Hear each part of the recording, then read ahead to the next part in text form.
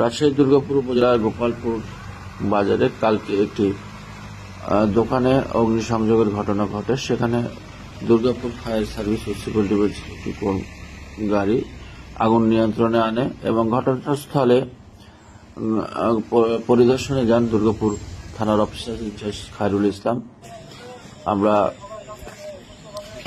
ঘটনাস্থলে যাওয়ার আগেই ফায়ার সার্ভিসের টিম আগুন নিয়ন্ত্রণে আনেন এবং আইনশৃঙ্খলা পরিস্থিতি শান্ত রয়েছে। এখানে কেমন মালামাল ছিল, কত টাকার ক্ষতি হতে পারে? প্রায় 1.5 লাখ টাকা, সর্বমোট 1.5-2 লাখ এরকম।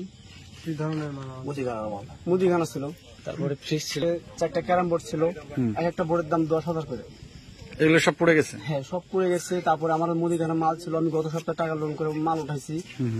তারপরে আমার মালামাল ছিল, আসবাবপত্র ছিল, কার্নিশ ছিল, তারপরে আমার যে চার্জারের যে ব্যাটারি ছিল, ফ্যান ছিল, 3টা ফ্যান ছিল, আর দোকানের তো সামগ্রী তো বুঝেন ভাই।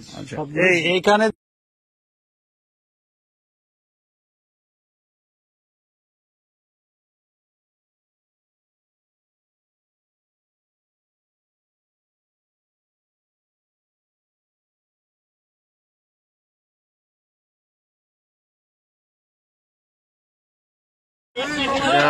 ফ্যান পড়ার অংশ বিশেষ, ফ্যান পড়ে গেছে আমরা দেখছি। কারেন্টের মিটার ধ্বংসাবশেষ, দোকানের আরো কিছু ফ্যানের ধ্বংসাবশেষ।